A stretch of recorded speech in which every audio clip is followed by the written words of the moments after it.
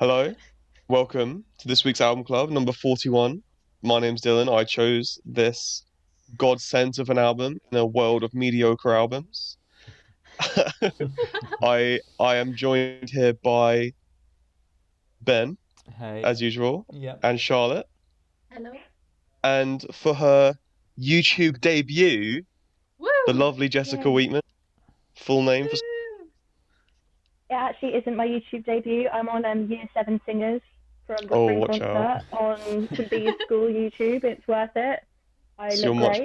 you're much more experienced than us Yeah, then. we've got a Yeah, seasoned I'm already YouTuber. I'm already a semi-celebrity on YouTube. So, Ah, yes. and a comment I did the other day got 100 likes. So, Oh wow. Not as I good might as get too our famous for comment this on one soon. of ours. Oh yeah, we got an ad on one of ours. What was it for, Ben? Something like hotsisters.com or something. Yeah, that was it. Okay. And you accidentally clicked it. Yeah. You did a risky click then. Yeah. Okay. So yes, album 41, this week's album, Arctic Monkeys, Favorite Worst Nightmare. We've already done their first album. This is their follow-up, 2007. Only a year later, can you believe it? Ooh, After you that wouldn't know it listening masterpiece. to it.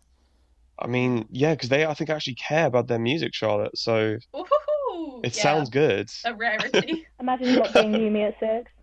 Exactly. So yeah, like I said, 2007. Um like the first album, straight to number one in its week of release. Did very well. I've no singles being I think like Brainstorm, Fluorescent Adolescent, and Yeah, who and knows what else. Teddy Picker as well. And Fluorescent Teddy Picker, Adolescent there you is a go. classic. Yeah, I feel that's the song everyone would know anyway. Everyone knows that song. It's like Like that I've one had in that at Darling weddings song. and stuff. Like it's one of those ones that have made it into kind of like the white people lose their shit to playlist. Yeah, exactly. Yeah. Like Piano Man and Mr. Brightside. It's one of those songs that white people And at weddings Sweet are like, Caroline. oh my god. Sweet Come on, Caroline, Eileen. God, every time. Come on, Eileen is my mum's song. Like when it comes on, she's like, yes. That song is good. It is a So good song. so yeah, I think we should just jump straight in unless anyone else has anything else to say. Does anyone have a particular favourite worst nightmare they want to share? I I used think to have favorite this worst recurring nightmare. nightmare Well, that well, I I can't think really I think remember, it but it was about refers a to a person compass. though. It refers to a person being your favorite worst nightmare. Yeah. Am I your favourite worst nightmare? Yes, you are. Oh. Yes, Jess is also my girlfriend. I think I shouted like our Dylan, first I'm not ready recording. to tell people about that. That on the I think in our radio. first recording, you were in my room. We were recording it, and I turned around and I shouted at you for some reason. So Yeah, really, sums up this our isn't your relationship. debut. All right, Yeah. so without further ado, I say we just jump straight in because I think the first track being Brainstorm highlights so much. So let's get on with that. So Brainstorm, the most hype intro song ever. Am I wrong? No, you're not wrong. Exactly. I agree. Like I wanted to clarify that No, my no you're not wrong. wasn't me disagreeing. like as an establishment for an album, it's got it like everything in there. I'd say like it's got that really like I don't know how to describe the lead guitar in the background, but the effects that he has on it are always so like ghostly. They're always so synthy. It's weird. That was a synth, but what? Usually That's his it's all played on musical terminology. Synthy. synthy. Yes, that's a thing. Very advanced. Yeah, I think probably one of the greatest intros to an album ever. Mm. Yeah, it's a really good intro, just as you've said, not just because of the power and the drive that it's got throughout the song, but also just how well it represents what's coming up in the rest of the album. It does everything an intro song should do, and it does it really well, and you can't Yes. really argue it. Like regardless of and that's what like regardless of whether you even if for some reason you didn't like the song, you still couldn't argue that it's not a good intro because it does what it's meant to do for an intro song. So it's so good on both levels of enjoyment and what it does for the album. Mm. Yeah. It really doesn't fuck Okay. around. It's just No. like, we're here. You're listening to this now. We're queer. Yoey. Well, that's how I Also- interpret it. I didn't catch that one. It's like we're here and we're queer. Mm. Right. Is that Alex Turner then? That's how I feel But, about Alex Turner. But like, okay, whatever. I don't know what you're saying. I'm confused. But anyway, so yeah, great representation of the rest of the album. First song, it's catchy. The lyrics are nice. It's about this dude called Brian, as you can tell. I do dislike Really? the name, I'm not gonna lie. What? You hate it? Why? That's my I think it's a one great criticism name. Why of do you the not like the song. name? I get why It it's does bother me a like bit. that, but it bothers me. I think it's amazing. I It's keep brilliant. mistyping it. Well, that's your Yeah, problem. that doesn't sound like that's a you problem. I know it's a me problem. I Hmm. just thought I'd air No, my I'm not a opinion. massive fan of the name either. It's just confusing. No, it's See, not. I'm Brilliant. validated. It's a brilliant. I think it name. was a bad marketing choice. Like, never name your song something that's so easily confused with something else. It's wordplay. I do love Yeah, a good bit but of wordplay, but from a it's a marketing confusing perspective- wordplay. I mean, Ben, you're studying marketing. Like, what are you? You're studying something to do with business. I don't Yeah. know. Like, what do I've you, got a is this a good? marketing Is this module. a good business decision? I mean, I'm not sure you put it in the same respects as marketing a product. Like, you release a single and you call it what you want, and I think it's a perfect name because it's all about Brian. It's a storm of Brian, so therefore Brian Storm. I think it's perfect. I think it really encapsulates everything that goes on in the song because it is that powerful and that driven. I think that's the perfect way to sum it all up. Like I think the way Brian also the way he's described in the song is like perfectly respected by the sound of the song and how it's such a rush. Like it's such a Yeah, it's a stormy ride. so like- groovy, you know. Like it's amazing. Hmm. All right.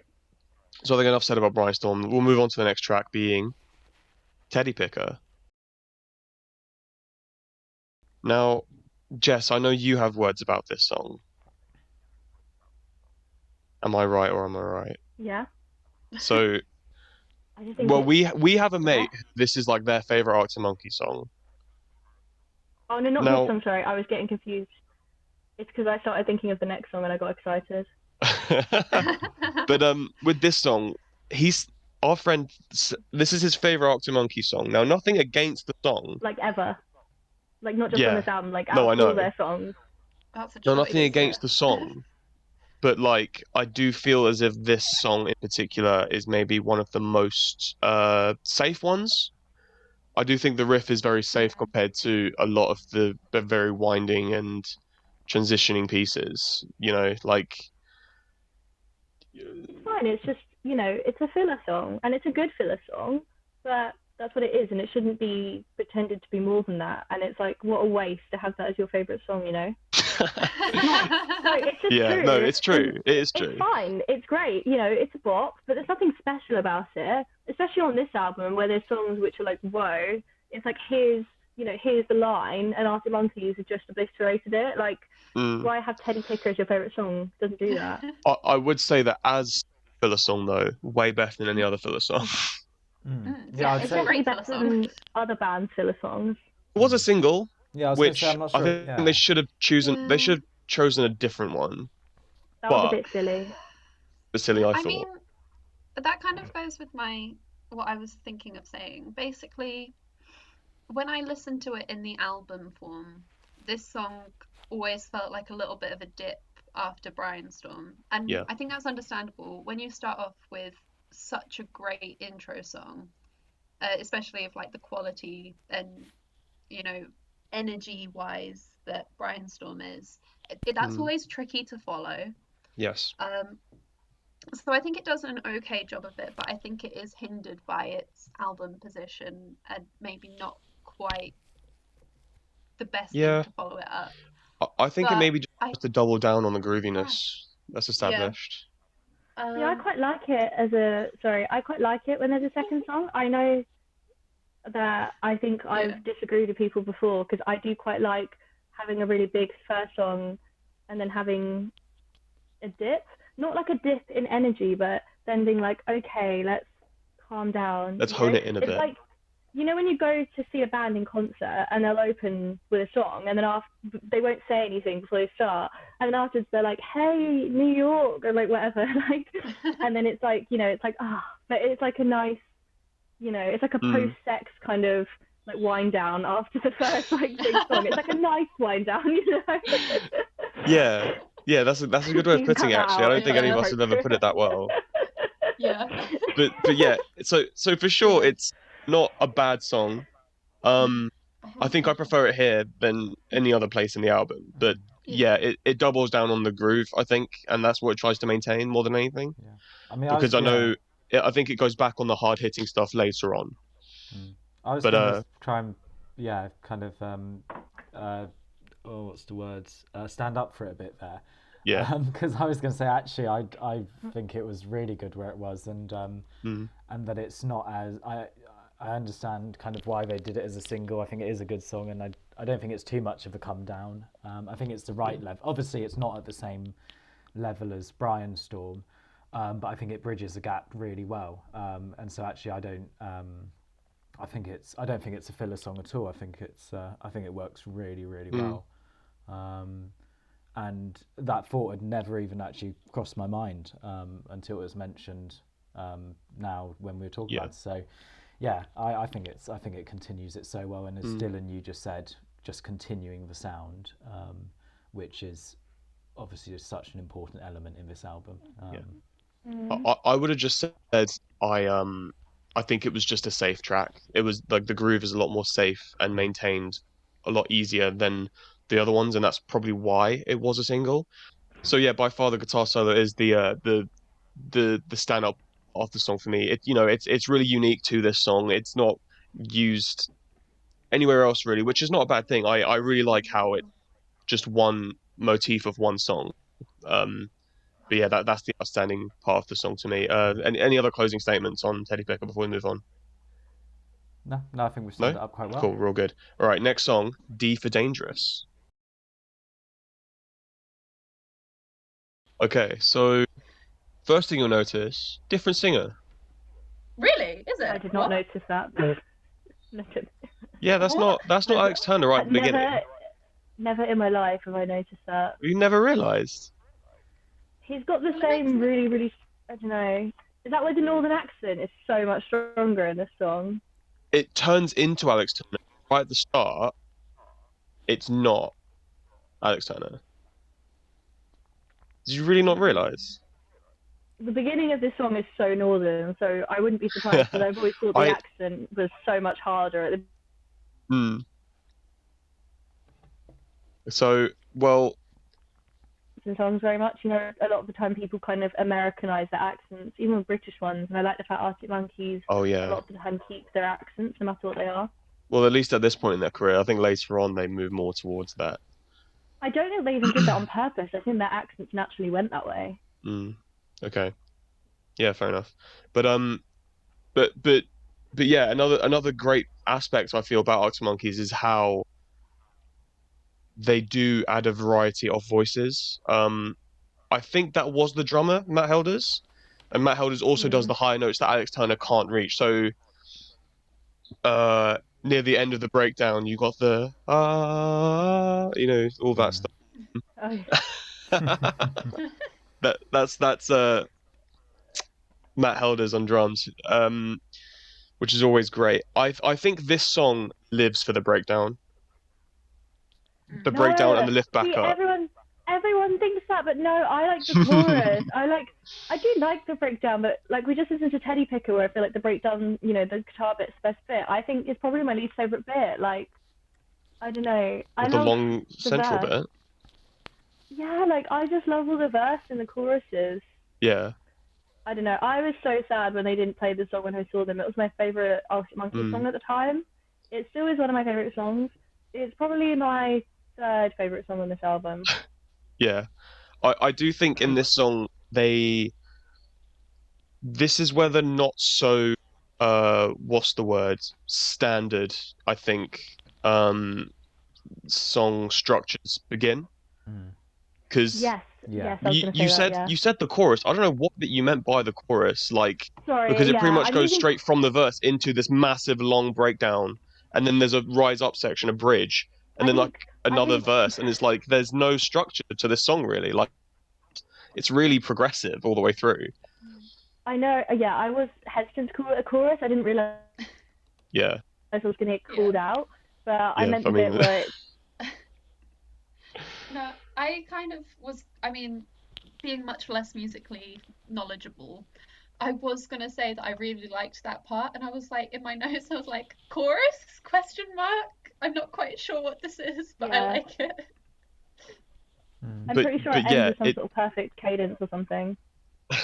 So it sounds but you like know it might what? be the It chorus. works, does it not? It does. Yeah, no, I'm not Like saying it doesn't it's work, yeah. oh yeah, of course. But it's really nice to see songs like that work, and you have people not even realize. It's really great, and it really is a credit to Arctic Monkeys.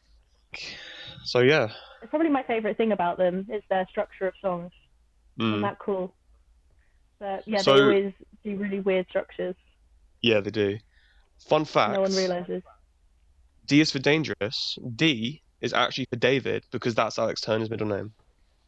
Ah, Yeah, that's where fun. D is for David. But yeah. Also, it's a very short song. I like how the songs are kept short and sweet at this point. It's really nice. It goes in, rattles a few cages, and gets out, and it's great. It, No, guys, I'm it too does triggered help by with you Worse the, than a guys. song that overstays its welcome. yeah, it does help, especially when they're trying to do a few different things as well. I mean, obviously the sound is still there and it's still the same sound, but then yeah, playing around with structure of songs, focusing on different bits of different songs. So you're saying like the breakdown of Teddy Picker compared to the breakdown of this song, like they focus on different elements, and because they keep it quite short, I guess, then it just leaves them time and to do other variation, which is really useful. But again, just continues the album really well with that sound, because and the fact that they're doing this variation whilst maintaining a sound is so good. Yes. Great. I also, with the song, not the album title, I like when it's kind of like thrown in somewhere, and it's kind of like a gift when you find it. That's why I don't like. I think that's part of the reason why I don't like title tracks, so to speak. Same, I hate title tracks. Yeah, like it's not. It doesn't feel like a gift when you find it. Like this felt Yeah, like it's a just gift. given I to was you. like, favorite worst nightmare. Yes. No. It brought me joy, and that's joy that you don't get in a title track, man. Yeah. Yes. Give me joy. Give me a present. Yeah, I'm grateful for this. yeah, exactly. Okay. Sorry, I just thought I'd say that. Oh yeah. It's important to me. So the next track is Balaclava. Okay. So one thing I'd like to point out is that song found something it was happy to end on, and it extended it, and it worked really well. That I think had like probably, well, at least compared to Teddy Picker and D's for Dangerous, the ending to that song was probably the most complete. I felt like that was quite a really nice groovy ending to end on, and I thought that was great. No. That was something I picked up on actually. What did okay, Like, go on, Jess. not on What do you this. mean? Oh, sorry. I just don't agree with you. I don't want to trigger anyone, but like I really do not have a lot of love for that song. Like I like the quiet bit the best, but to me it kind of sounds like three different songs jammed together, and the first and last one aren't very good. But I love the middle bit. Like it's worth listening to the whole thing just the middle bit, but I definitely wouldn't say the ending was complete. But that's just my opinion. I think it is just, for me, it reminds me a lot of Dangerous Animals. I don't know why. It hasn't got the useless spelling in this one, but the voice sounds similar. I don't. Yeah, Ben, you're not going to know the song Dangerous Animals. It's off the next album, and their chorus is them spelling out the words dangerous animal. I don't know. Sometimes it works, but it's not really. But don't feel like they were sober when they wrote that. No, I feel this brought back the hype though. Like this I don't think song, the hype ever left, my guy. dude. Like, It it was always there in spirit, but this song brings it no, back to I life. I no. agree. No, I agree. yes, it Yeah. does, Mm. dude. When it hits the choruses, it's let's go. I wouldn't Duh, even I would say duh, have when had it duh, conversations duh, with duh, people. duh. It's so hype.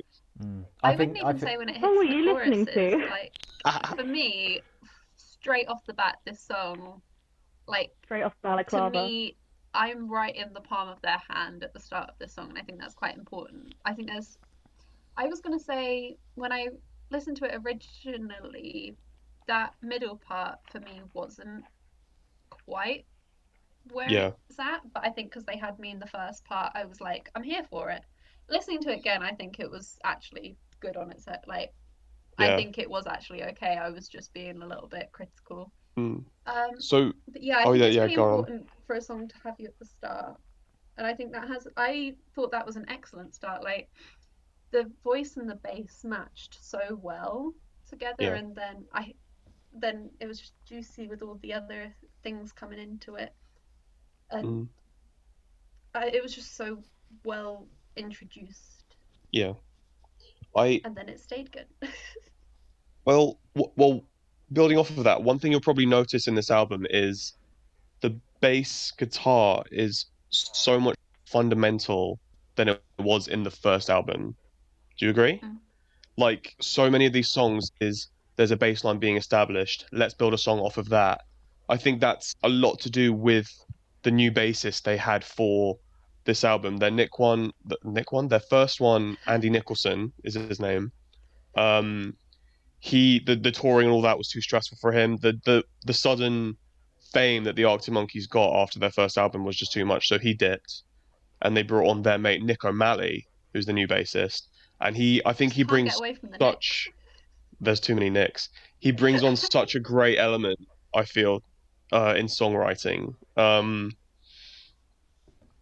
Well, he sorry. he adds just this hype. Although I feel a lot of the hype songs are established by him. Mm. But yeah, go on, Jess. In between 1600 and 1750 was the era of Baroque music, where similarly they would build up the music based on the bass line. And people often draw a parallel between Baroque music, which is stuff like Handel and Bach, to rock music, because often rock music builds up bass lines, and often the most successful rock songs do that. So I find it interesting how those really different genres do that. And I think the reason it came back hundreds of years later in the form of rock music because it is so successful because Yeah. your ear naturally picks up on the highest and the lowest things going on in music. So that's why people focus Yeah. the most on the singing melody, which tends to be the highest, and the bass line, which tends to be the lowest, because the stuff in the middle you have to really concentrate to get your ear to pick it up.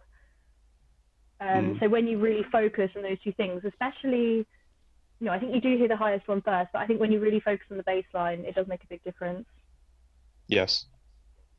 I As mean, soon as you said 1600s, I was so ready to hear whatever you were going to say. I was like, this just got interesting. Yeah, everyone was like, where is she going with this? true. No, yeah, It was honestly. That open. was so interesting. Yeah. But yeah, in this song, there's more instances of you speak building off the lyrics thing you said. Again, there's um Matt Helders again aiding Alex Turner. They're layering voices. They're building up together. They're building, and then I feel Alex has a talent with his voice where he's super tasteful with how he's singing at the different parts. There's a part where he's literally shouting lyrics. And well, personally, he had me along the whole time with him. Like I feel it's so tasteful. Whoever was doing his singing parts with him, I think it's great. Um, but yeah, okay. So that was Balaclava. Anything else to say, anyone, before we move on? Um, I, I, I, I always thought when I listened to it that it was a bit similar to some of the stuff in the first album. Not in the sound of it, but the style of it, the way he Yeah. sings it, the almost not conversational, but just the way he sings it, like reminded me of a lot of the stuff in the first album. But I thought it was built on really well, and but still like felt like it was in place here. And I agree with you that it really does kind of not that it wasn't not that we needed picking up, but it does pick you up again, Yeah. and gets you ready for the next track. Mm. I can see that, but I would never Oh, yeah, make go that on. link because it sounds so different in terms of So like sonically, in terms of the yeah, instruments used. yeah. I mean, I do like. I feel they do keep the charm from their first album. They Yeah. keep the same mentality somewhat, but it's so much more refined, and I think that's so much more reflected in the next song. Are we ready for that? Yeah. I'm Okay, ready so for the the next next song, song. Fluorescent Adolescent. So, like I said before, probably the most well-known. Uh, well, definitely from this album. I don't know if it's the most well-known Arctic Monkeys One album, of them. One No, of song. them. it's not. Definitely one of Yeah, them. but it's Yeah. the best one on this album. Um, but yeah, it's very nice. It brings back that really ghostly lead guitar tone. It's very nice. It's very, again, very unique. I like it. It's not exactly the same as Teddy Picker. It's again, it does a very different thing, and I really appreciate it. I So yeah, go on, Ben. I thought it was really interesting, this song. So obviously, as you've already mentioned, it's pretty much the song most people would know from this album if they haven't listened to this album. Um, and so obviously listening to it on its own, it was very different listening to it on its own and then listening to it in the album. Mm. And I think I've had that, aside from when we did Reckless, in the last video, saying Reckless didn't have any impact. Bit like and the change of listening to it singular as a single and as a part of an album. This as well had quite a big difference, I found, when listening to it in the album. And it really suited where it was in the album, but it wasn't as hard hitting as I thought it would be in the album, as it is when I've listened to it as on its own. And that's not a bad thing at all, because I think it fits perfectly in the album. But it just kind of caught my attention that for a song which I was thinking like, oh, like this kind of maybe like pinnacle of kind of everything, just because of how much I'd listened to it as a single, and then actually in the album it just kind of fits in, does what it does, and then wasn't as standout as I thought it would be. Yeah. That isn't saying anything about it not being a great song. It's still a fantastic song. Yeah. But I think it works really well with where it is as well. Like the two songs surrounding it, Balaclava and Only Ones Who Know, are two drastically different songs, at least in my opinion. So like to take Fluorescent Adolescent out and say that Balaclava and Only Ones Who Know will write after each other, that would be such a weird change. Yeah, very and I jarring. think it does a perfect job of bridging the two. Yeah. Yes. Yeah. I was saying this to Ben when we listened to it together. It's like I've never thought about it, but like the differences between the fasts and the slows are always there's always a middle. There's always a happy middle in there between the changes of this song, and it's great. And it shows. I mean, it just means that the flow is just so good. Yes. Yeah. Any thoughts, Jess? I don't know. I don't feel like there's that much to say about this song because it's just so perfect. Like, I don't think you could really make it better. I just like it. It's just a classic, you know. I think sometimes it's hard to talk about a classic. It feels like blasphemy or something. It's a very like warm. It's like the perfect summer song, Yeah. I'd say. I don't think any Bloody Marys are lacking in Tabasco. Like, if you're hungover, you don't want too much Tabasco. So that's what I disagree with personally. But that's the only qualm I have. Honestly, I always think that. I'm like, what Bloody Mary is genuinely lacking in Tabasco? But yeah, I think our comments on the song short and sweet. There's not much to say. It's just a great song. Yeah, but very, very, still very important in the album though, and that's important. Like, it's not just that it's a great song; it continues just everything that the album's done so well up to this point. It's a perfectly fitting jigsaw piece to the album. Exactly. Yeah. Well, they're not to be controversial, but I think there are better songs. And like, I'm surprised that this is the one that is the most well known, because I think some It's made very accessible. more. It's extremely very accessible. Yeah. But yeah, with that, I think moving on is not a bad idea. So this next song is Only Ones Who Know. Okay, so Charlotte, you're the slow song person. Yeah, I was about to say, am I going to have to step my ass up a bit so that I I can mean, actually defend this song? what would you like to say about the song first? Okay, well, my notes start with, in all capitals, bro, that start. There's something about the way that start. Just The really it just reverby, catches. yeah. It just catches, and you're like, I think even though it is, as you say, such a step down in pacing or in quality, as you might say. I don't know what you're saying the step down is, but that draws me in. It draws me, and I love it. Yeah, the spacey vibes. This was the first song I picked up on it, and now that I've picked up on it, I notice it in other songs. Mm. So I think it works in that quality because it's taken a little bit of a breather from going all in. It kind of brings your attention to the finer details of the other ones and makes you appreciate it more in a second listen through or a third. Mm. And that's from like the reverb on one of the either a guitar or a bass. I don't know. This was me trying to bring in instruments. There wasn't much there. It was very subdued in this song. Yeah. But yeah, and I think I know it's not necessarily what you appreciate in songs, but like I've said, I'm quite a voice. Like I'm drawn to the voices and the lyrics and stuff like that. Although typically in Arctic Monkey songs, I'm not really drawn to the lyrics, but more the voice, not necessarily what it's saying. Yeah.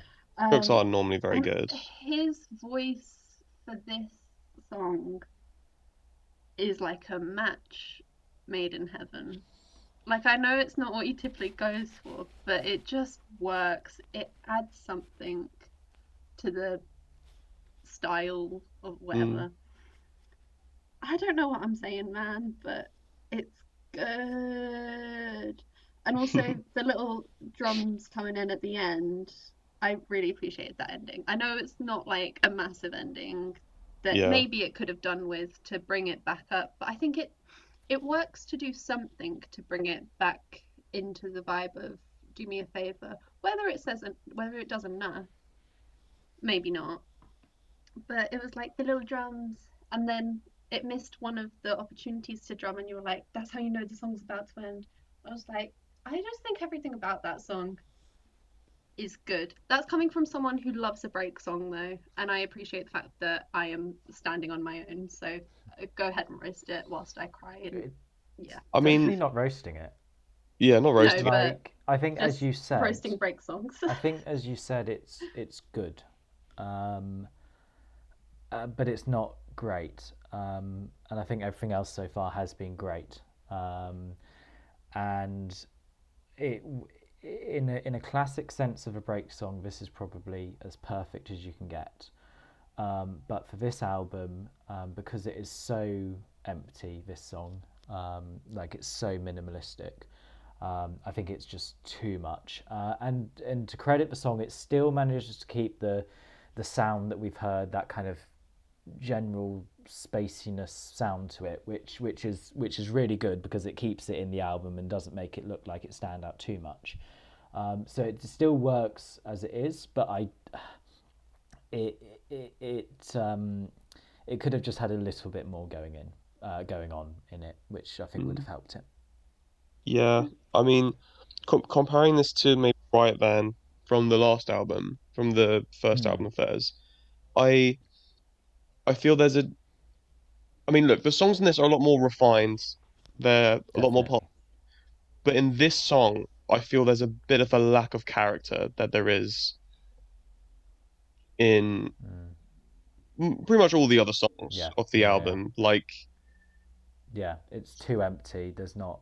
it doesn't pull me in like pretty much all of the other ones. You've said there's no that charm before. Sorry? You've said their charm, and I think that's what's missing in this one. Yeah, that's the word I meant to use originally. There's a slight lack of charm. But but yeah, not a bad song by any means. It's certainly creative in its own right. You know, squeeze it in there. It's all good. It Like it shows. definitely has a role to play in the album. Yeah, yeah. It brings you down for a bit, gives you a break, and it shows that they can do a song like this, um, which is really good to see. Otherwise, you could like it shows variety, which is important in an album. Mm. So so yeah, I think with that we can probably safely move on to the next track. Yep. In which case, incidentally, this does move into very nicely. I'll give it that credit. So yes, the next song is "Do Me a Favor." So main thing with this album is the storytelling which goes alongside the the instrumental. I feel they complement each other perfectly in this song. There's like some sort of confrontation, and it's it's on one level. It establishes that level. That's what the confrontation is. Then there's the goodbye, and it's very low, and it's very it's like a okay, this is happening. Just be just it'll happen. It'll pass. And then later on, for him, it's like big, and it's like in his head. It's like, oh my God, this has happened. It's real. It really hits at the end. I feel it's done just spot on in this song. It's so good. Yeah, it is so good. It's Yeah, like just talk about completeness, and it is a very complete it song. Yeah, just that's one comes way to together say it. so well. Like, and not just completeness in the song itself. It works in its position in the album as well. Like you say, it builds. Like it manages to build off of the little stuff that was in the song before. Yeah. But it just is so complete, and the storytelling element is so strong in this song. Um, Overall, it's probably a bit more subtle than it was in the first album. Mm. But here it just goes back to it so well. And we've had albums in the past where the lyrics and the topic of the song doesn't match up with the music. And this is definitely not the case. It matches up perfectly, and it's so good when it comes together like that. I have very little to add on top of that. So, but I have noticed how I typically find a lot of music, potentially more mainstreamy music, or just more, it's a preferred style, I don't know, where songs will be kind of more mellow and then they'll build and then mellow out. I feel like they really enjoy doing the opposite, where it's all quite high, for lack of a better word, in whatever respect it's doing this. And then it likes to do its little breakdown and then build again. And I really enjoy that style. It feels fresh to me, but they do it a lot, which kind of makes it feel less fresh. But in this song particular, as Dylan was saying, it is just a masterpiece. Yeah. Yeah. Anything really to add, Jess? I think what I really like about this song is if you listen to the lyrics, it's so depressing, but it's not a particularly depressing song. And there's nothing I love more than a happy sad song. And I wouldn't necessarily call this a happy sad song, but I love a song that's really sad that doesn't necessarily make you feel sad, because sad music can be really difficult to listen to. So I think sometimes it can be more effective when you still make it palatable in terms of emotion. Like, it's not going to literally cause you grief by listening to it, which I don't think this song does, but it's still able to handle a really depressing topic. Just, I won't go on too much of a tangent, but there's a theatre practitioner called Brecht, and he said that theatre should not be too emotional, because otherwise you get too invested and you stop actually thinking about what's going on because you're just feeling emotion. And I think this song kind of uses that technique a bit, because I'm really able to focus on the lyrics and stuff rather than getting swept up in like, oh, breakups. You know what I mean? Yeah. Mm. Hmm. Yeah, that's very interesting.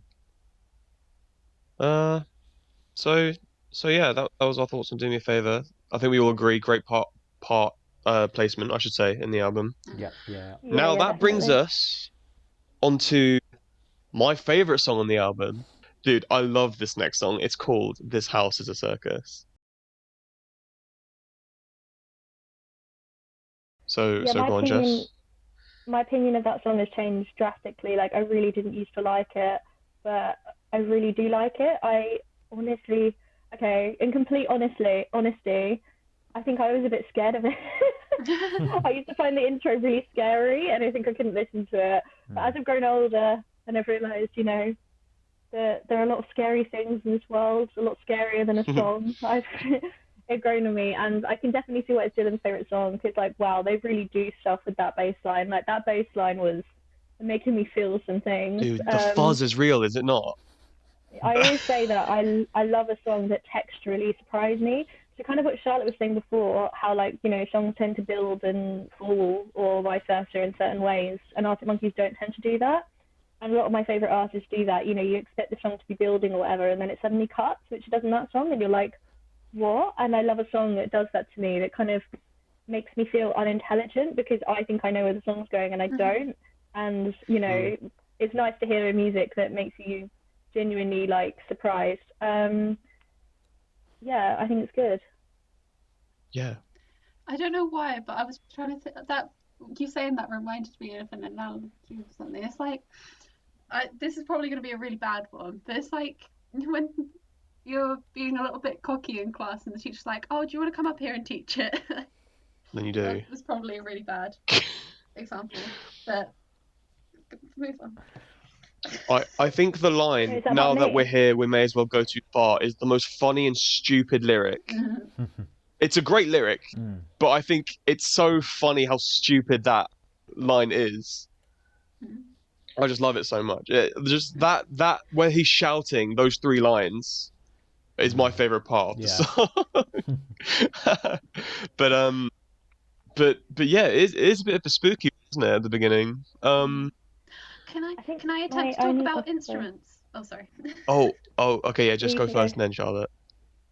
Okay, I was gonna say my only criticism would be, okay, you know when it all breaks down, there's a little like, you know, I can describe it as like a tiptoeing melody. You know, the bit where it's like, like that sounds like Yeah. Mamma Mia, but you know what I mean, the bit after it's broken down. But they've only repeat that melody like twice, and I think it was such an interesting little idea. I wish they would have developed that a bit more, but maybe that's meant to be the point of it. I think they do love, especially in this album, having tiny little melodic ideas just thrown around and then taken back and with no return. And I think that does kind of add to the sort of chaos, but a good type of chaos. But I wish they had developed that particular idea because I really did like that one. You know what? Okay, Every time I listen to this album, I notice something new every time.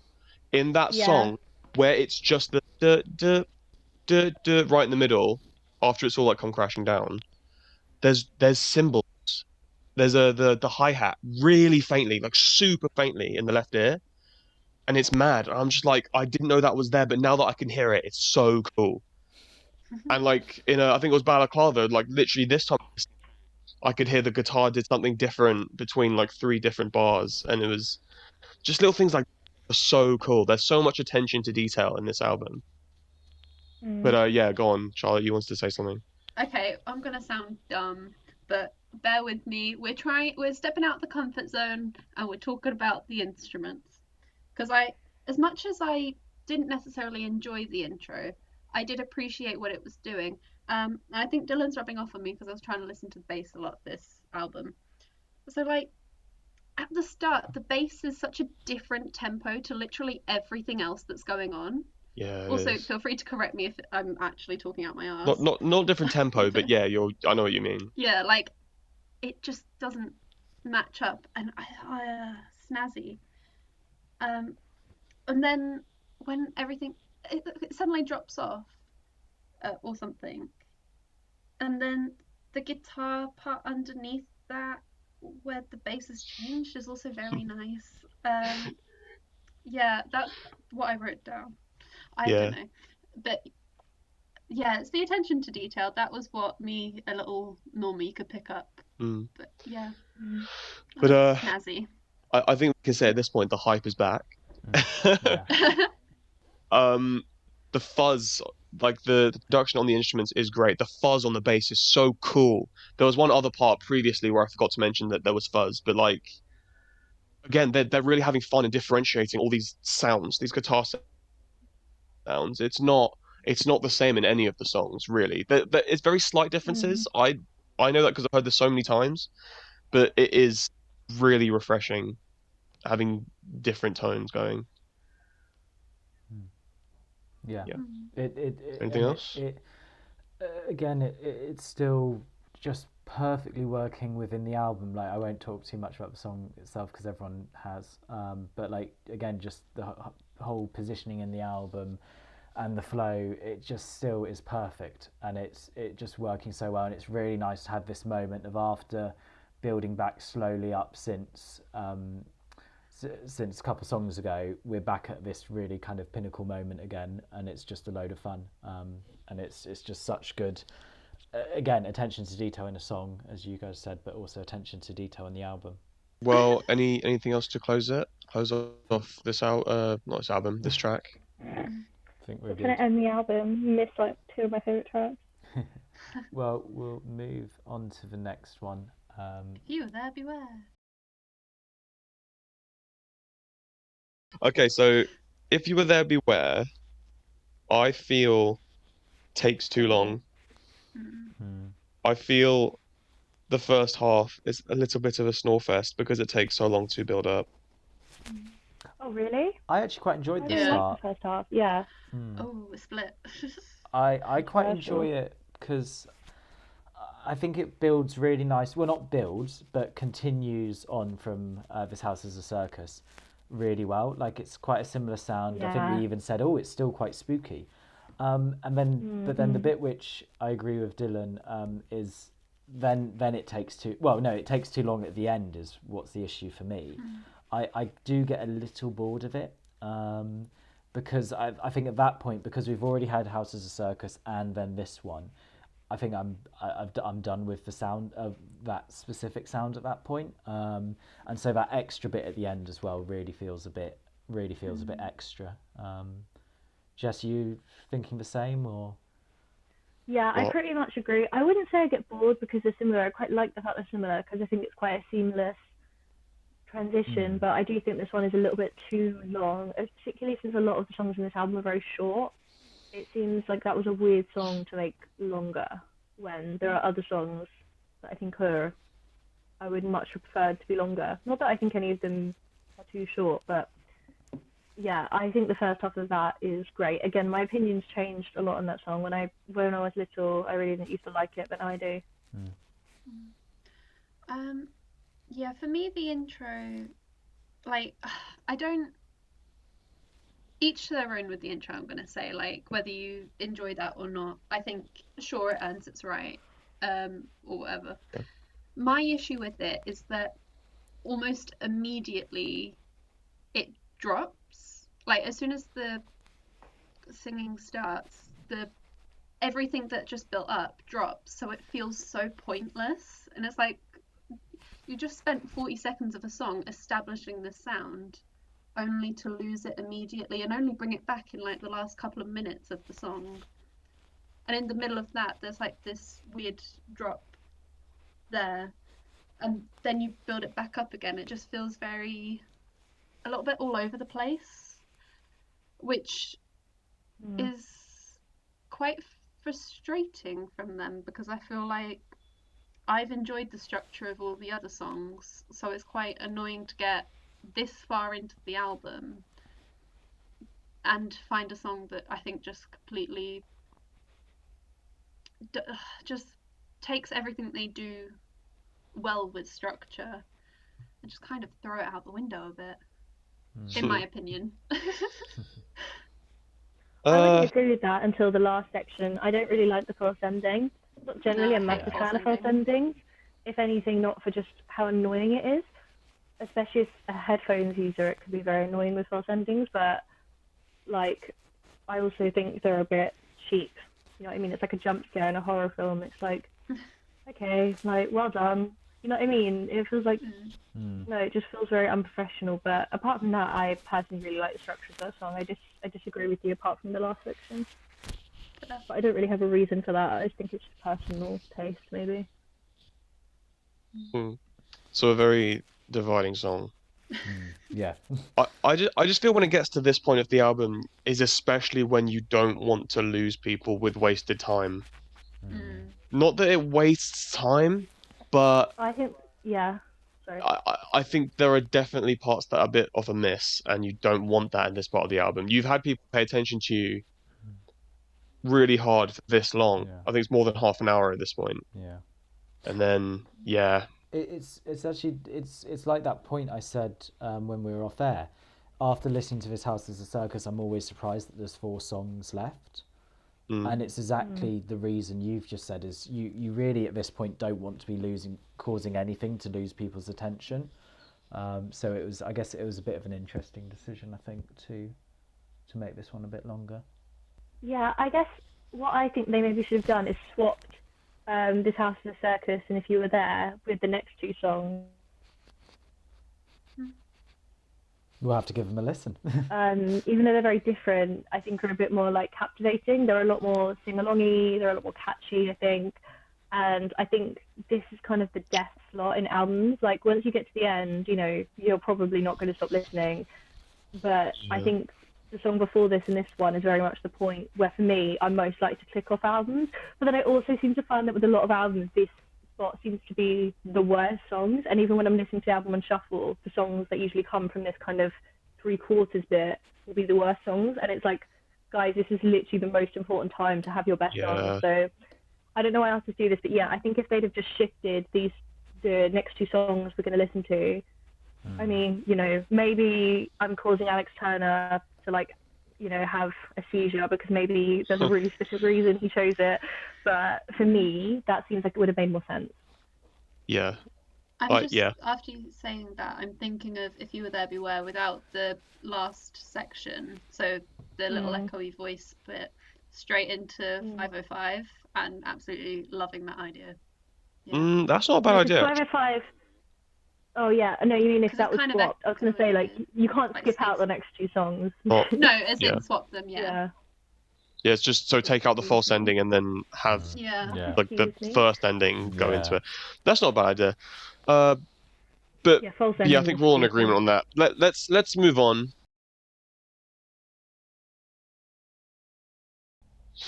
So I do feel this song goes back to a more loose feel than the last song had. It's definitely more loose and weaves its way through a lot more effectively. I think people are getting a bit too loose in this song, to be honest. A little bit too. It's all the red wine, mate. I think red wine is an aphrodisiac. I mean, red wine is an aphrodisiac. I mean, but does it work for itself as an excuse? Well, no, you can't. There's a lot of cheating going on in this album, is what I said. Strawberries an aphrodisiac as well. We can't eat one and cheat. Yeah, that's what I'm saying. I feel like his voice suits singing about cheating. And not to say he sounds sleazy. Is he a fuckboy? Yeah. No, the thing is, it's not the only thing he sounds good singing about. Like I said before, that I think his voice really suits other styles as well. But it works well, man. If it works, it works. Songs are pop, except for the one thing I have an issue with is literally the lines where it says "do the bad thing." For some reason, it's just an really cool. miss for me. I like the other parts of the is it chorus? I don't know. Just not that first line for some reason. Don't know why. I like it. Yeah, I think. I love a vague song title. The bad thing. Oh. It reminds me. I feel like this song. I know that the other song I'm talking about came after, but the song "Sex" by 975. I feel like that's like the day version of this song, and this is the night version of the same event, because it sounds like they're describing like the same couple almost.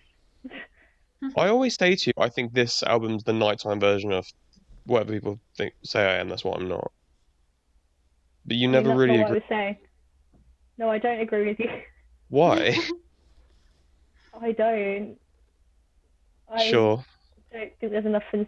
I don't think there's enough in common. Yeah, fine. That's fine. But that's how I feel at least. Anything else really to say about the bad thing? I really like the. I don't know how to explain where it is. After the intro, when he sings, I'm always really impressed at how fluently he sings there because he's singing quite quickly, and that's difficult to do. He's quite good at that, And yeah. I'm always very impressed with that bit, particularly since they're not words that roll off the tongue very easy. Like, I don't know if he wrote those lyrics. If he did, I don't know if that was the best decision, but usually you want to write song lyrics, at least to some extent, the way you speak, so that you can sing them, you know. Obviously, it's going to sound different to the way you talk a little bit. It's going to be more poetic, but you want it to still be comfortable and for it to roll off the tongue a little bit. I definitely wouldn't say those lyrics do. Like, no matter how much I hear that song, I never really remember the lyrics. So I'm impressed that he did that so well. Yeah, there's definitely something to his credit. The next song is just like, I love it so much. It is so underrated. I'm sorry, I'm just excited. It's so I guess that's us moving on underrated. then. It's so underrated. So the next song is Old Yellow Bricks. So that was Old Yellow Bricks? I said that, I just want to correct myself. I said that song was underrated, but when I was looking at my Spotify, actually, all of the songs that had more listens than all of the songs since Oh, really? Fluorescent Adolescent. Yeah. Oh. Not like put together, but like it was the most listened to song since Fluorescent Adolescent on Oh the yeah, album. it's almost so actually, 75 million. it's getting the recognition it deserves, which I love. Yeah, people can say whatever they want about that song, but I will like hate everyone who says anything bad. And I know I'm a hypocrite because I like all songs all the time, but I just don't get like what. I don't know. Is there any point even talking about it? Like it's just perfect. I mean, you can tell us the ways in which it is perfect. Yeah, go on. If you want to. Oh, I love the little riff in the background. There's a lot of kind of. I need to look into what the melody is. I don't know if it's semitones or something, but they use like really creepy notes in the background where it's like da, da, da, da, and it really feels very reminiscent of a lot of other songs of the album, especially like, you know, This House is a Circus. And I think the lyrics on this album, on this song particularly, are so good. Like, I love the lyrics to this song. I just think it's perfect. The drums are so. I think the drums and bass work in just perfect unison in the song. I think like, to me, they always. But yes, especially in this song. I think particularly in this song, they very much work as a unit, and not in a bad way that, you know, they're forgettable, but that like they're so in harmony.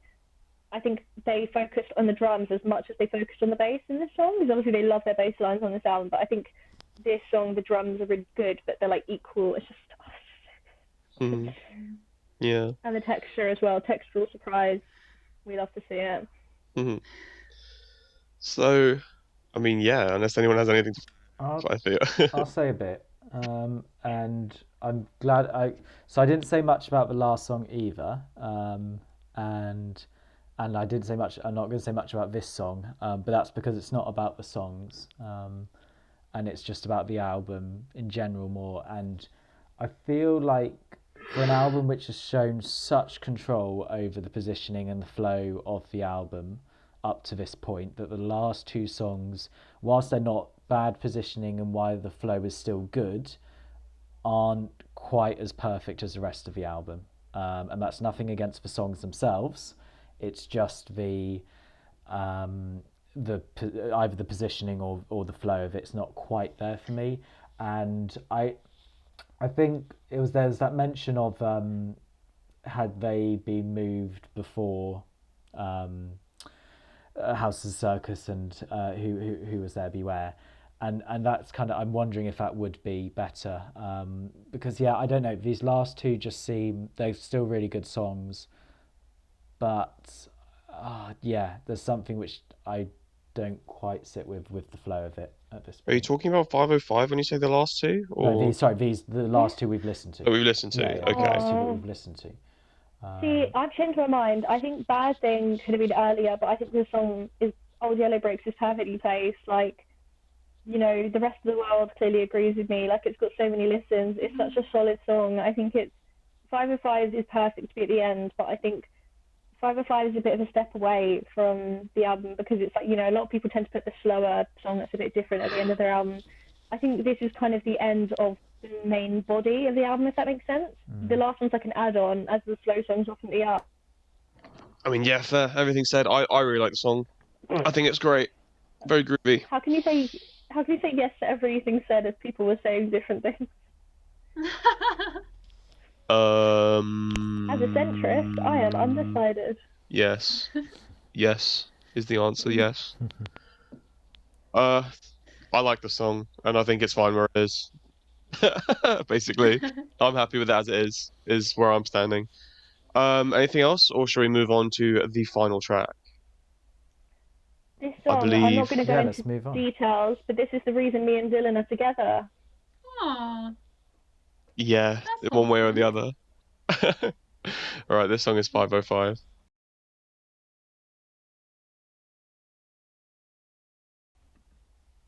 Okay. So, that song was co-written by a man named Miles Kane. What, Jeff? I got confused in my head with Dave Grohl, and I was like, oh, here he goes, and then I realised it's a different person. No, what? Miles Kane is the second half to The Last Shadow Puppets with Alex Turner. But yeah, this song I feel is also an incredibly complete song. I think it finishes off the album so great with that. I'm gonna say spooky again, spooky organ going all the way through, Yeah,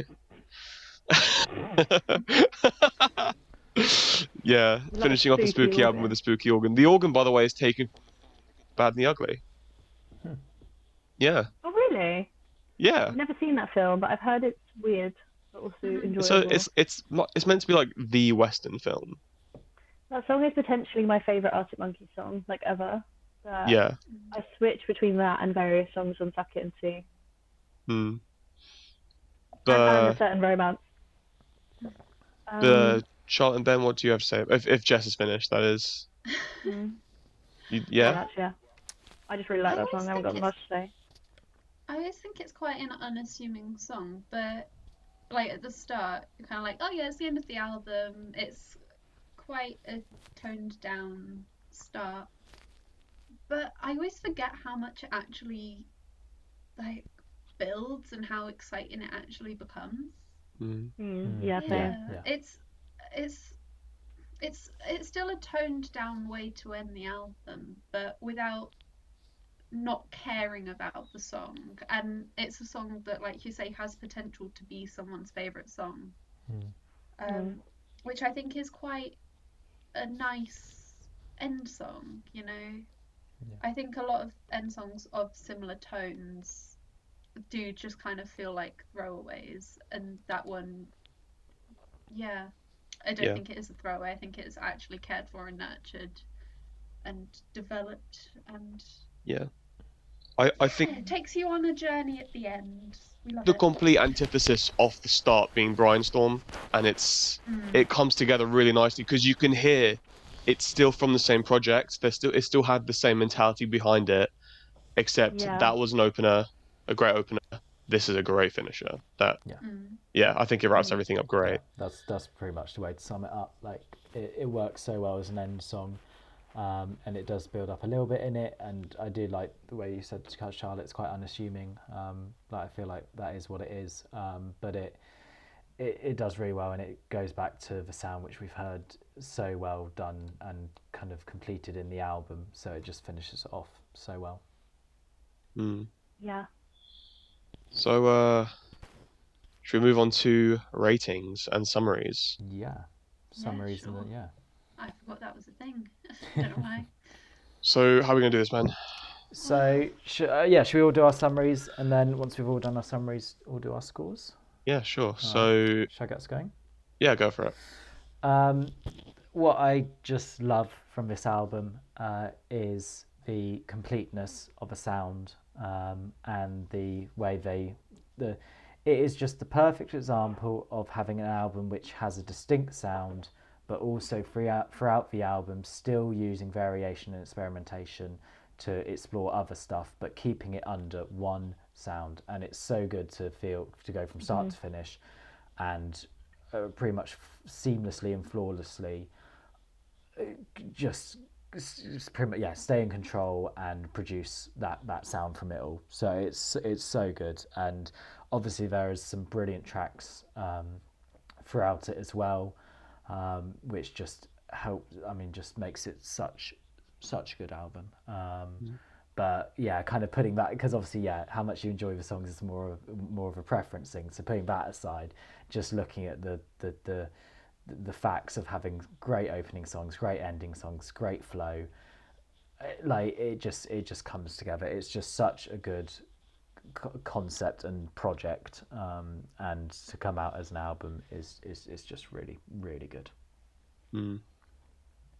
Yeah, I would agree. It's a very full exploration of a sound they were going for. They wanted to have that. It's very dark but warm, I feel. It's a very strange combination which is fleshed out just really, really well.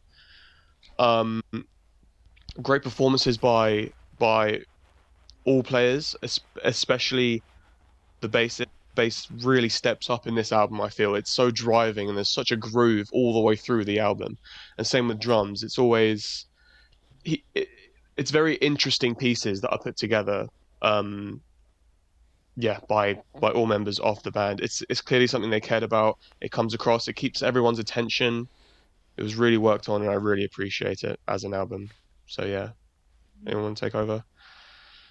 I mean, I probably don't have much different to add, but I want to say that I think Arctic Monkeys really know how to write an album, and like straight off the bat, the previous one was delightful, and this one, as we said, just does an even better job of creating an album. So yay, Arctic Monkeys! Whee! I've never heard someone describe the first album as delightful. Like, I agree, it's a really good album, but I don't know if I'd say delightful. Nothing. I just use that word. Good. There's nothing delightful about it. Yeah, I agree with Ben. Like, for me, I said this to Dylan a lot. Like, for me, the perfect album strikes a really good balance between variation and feeling like all the songs belong together. You know what I mean? A perfectly written album, you should be able to listen to all of these songs out of context and think they belong together. You know what I mean? They should just have this thing that draws them together. But then they should also have great variation, and this album really does do this perfectly. I also think, and this definitely wasn't a criticism of worst albums, this definitely isn't why I'm bringing this up, that I've been an album club, but albums should have a reason to exist, you know? Someone should be able to be like, I made this because of this, and it doesn't matter what that reason is, but they should have a reason. I think this album, it really does like have a purpose, you know what I mean? Like, it really does something. I think that's pretty much what I have to say. And also, I agree with you guys about experimental stuff and use of instruments. I really like the things they do with technology, which is why I prefer this album to the first album. All right. Yeah, cool. Right, so we'll do ratings. Yeah. Should I rate it last or first? Yeah, you rate it last. So Charlotte, you want to kick us off? Oh no. I'm not quite sure what I want to give this. It's definitely at least an 8. It's either an 8 or a 9 for me. I wouldn't quite give it a 10 because I just reserve 10 for things that absolutely blow me away, and this wasn't quite that. I think I might give it an 8 for now, because I think there were times where I wasn't entirely on board, but for the most part, I was having a great time. And the favourite song? Ooh. And roughly preference list? Preference list quite near the top, although not quite sure where.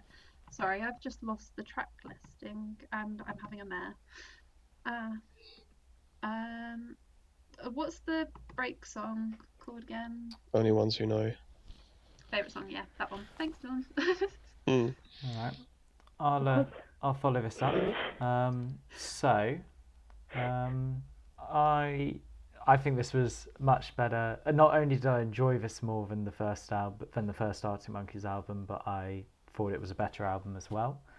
And whilst I had that slight issue nearer the end with those last couple of songs, whether they quite maintained the perfect standard they had set in the rest of the album, I think that's a small enough point to look past, and it is so impressive the total sound that they did, and to just show that control in the whole album. So I'm giving it a 10, because I don't think, and that is removing any bias, because I think that it really is as perfect as you can do. Like the structure of it is brilliant, the sound, and it is a 10 because of that sound.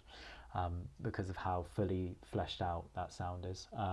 Favourite song was "Do Me a Favour," and preference list, it will be higher than whatever people say, but which is roughly mid-high. Now, correct me if I'm wrong, but is this the first time we've gotten a 10 on an album that wasn't from the person who picked it? No, Reverence. Is it not? Yeah, Reverence. Yeah, no, Charlotte I gave Reverence a 10. You gave it a 10? Wow. All right, well. I did. Sorry. Okay, go on. Reverence. Go on. Don't worry about it. Go on. Although I might change my rating for this one to a 9. I think this is a 9, yeah. I was being a bit harsh. Okay. Because I've given worse things 8s. Give it a rating, Jess? I give this album a rating of 9 because I think it is an amazing album. Like, I really think it is.